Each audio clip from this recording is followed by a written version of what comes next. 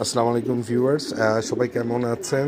যাই হোক, আজকে আমি আমার 2024-এর কিছু তোলা বাচ্চার ভিডিওগুলো করলাম।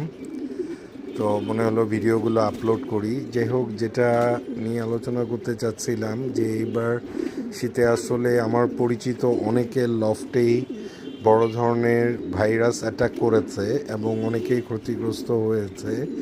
যাই হোক, যারা ক্ষতিগ্রস্ত হয়েছে তাদের জন্য সমবেদনা। আর আল্লাহর রহমতে যাদের কবুতরগুলো সুস্থ আছে তাদের কবুতরের জন্য দোয়া রইল।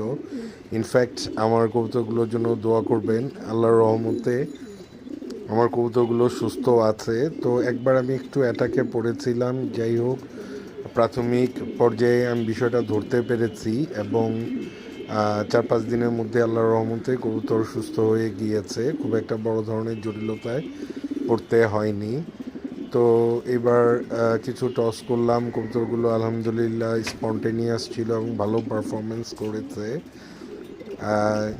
যাই হোক, কবুতরের সুস্থতা নিয়ে ইউটিউব বা ফেসবুক গ্রুপগুলোতে অনেকেই অনেক পরামর্শ দেয়। তো দেখি ভালোই লাগে আসলে। এখন কবুতর পালতে গেলে যারা নতুন তারা অল্পতেই বিভিন্ন ধরনের ইনফরমেশন পেয়ে যান। তবে আমি আমার পরিচিত নতুন 2-1 পালক সাথে কথা বলে যেটা বুঝতে পেরেছি, আসলে এরা ফেসবুক এবং ইউটিউব দেখে ধৈর্য রাখতে পারেন না যে কোনো একটা ওষুধের উপর বা একটা পরামর্শের উপর স্থির থাকতে পারে না।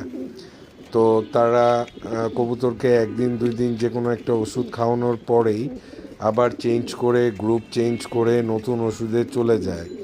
এক্ষেত্রে অনেকেই ক্ষতিগ্রস্ত হয়েছে। আমার যেটা মনে হয়, কবুতর যারা নতুন পালন করে তারা পরিচিত 2-1 সিনিয়র বড় ভাই 2-1 পরামর্শেই চলা উচিত। মানে একটা কথা আছে যে অধিক সন্ন্যাসীতে গাজন নষ্ট।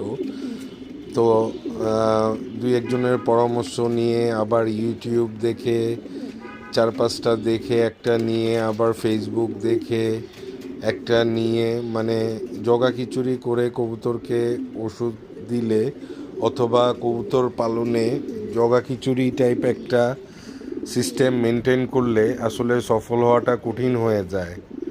তার অনেকেই নতুন অবস্থায় না বুঝেই অনেক কবুতর বাড়িয়ে ফেলেছে। আমার পরিচিত 2-1 তারা এবার আসলে বড় ধরনের সাফার করেছে।